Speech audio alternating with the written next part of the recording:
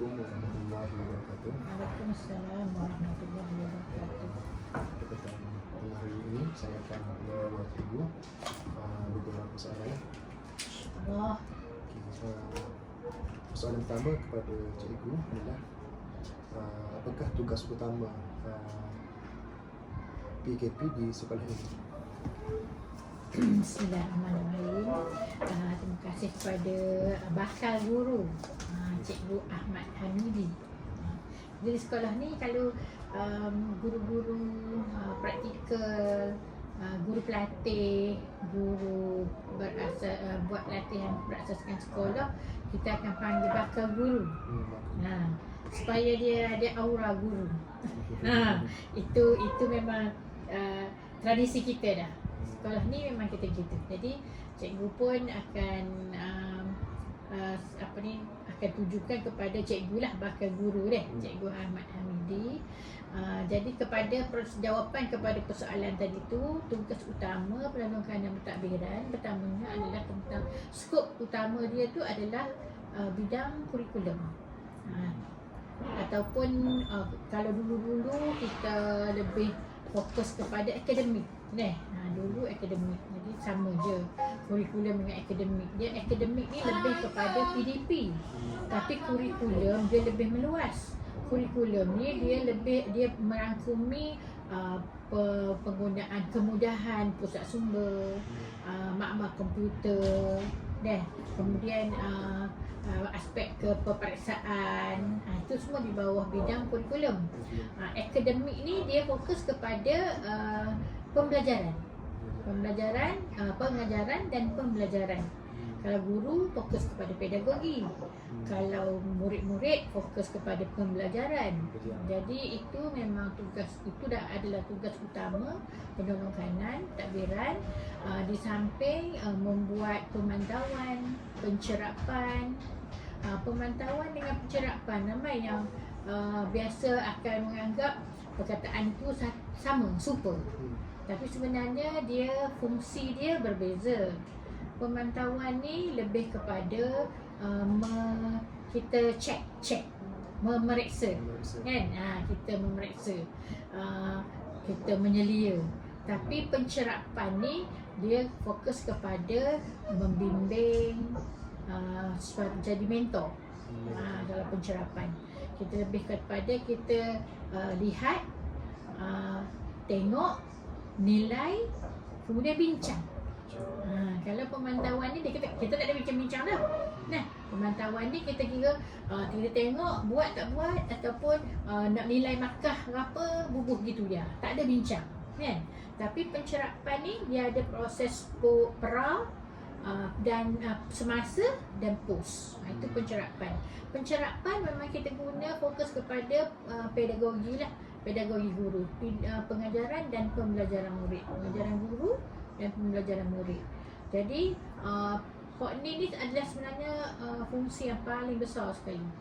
Tapi kebanyakannya hari ini itu dah jadi persentage yang kecil ya. Disebabkan banyak lagi tugas-tugas lain ni yang akan jadi menutup fungsi itu. Tapi sebenarnya itulah fungsi paling besar sekali, fungsi paling utama sekali, tugas yang utama sekali bagi penolong kanan pentadbiran.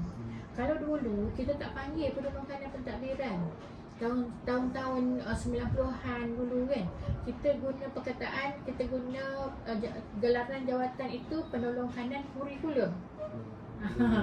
Tapi bila masuk ke abad 21, jadi dah bertukar.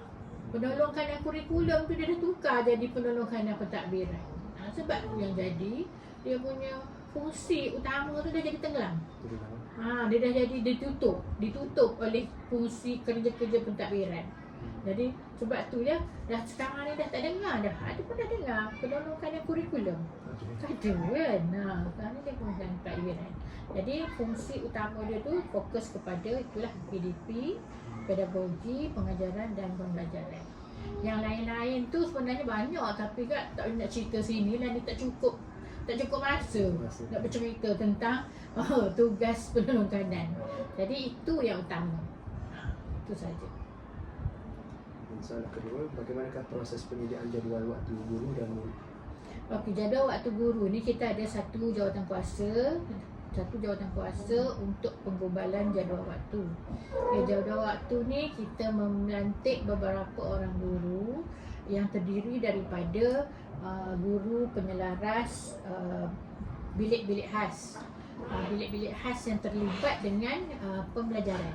Kita ada juga bilik khas yang bukan secara langsung dalam pembelajaran. Contoh dia musola. Musola dia bukan duduk dalam pedagogi, bukan duduk dalam pengajaran dan pembelajaran musola. Tapi dia tu adalah merupakan sokongan, kan? Dia lebih kepada mendidik secara sahsiah, jadi bilik-bilik khas untuk pembelajaran PDP ni seperti makmal sains, makmal komputer, bengkel kemahiran hidup. Sekarang ni kita panggil ada bentuk teknologi kan.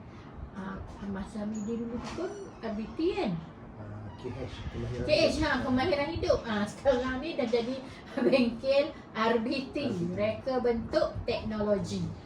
Jadinya bilik-bilik ini ada sekolah yang lebih besar, dia akan jadi ada banyak lagi bilik. Contoh dia bilik muzik, bilik seni visual, ada, dia bergantung kepada fizikal sekolah. Kalau fizikal sekolah tu dia ada banyak lagi bilik yang kita boleh guna, maka kita akan wujudkan dah bilik-bilik pembelajaran.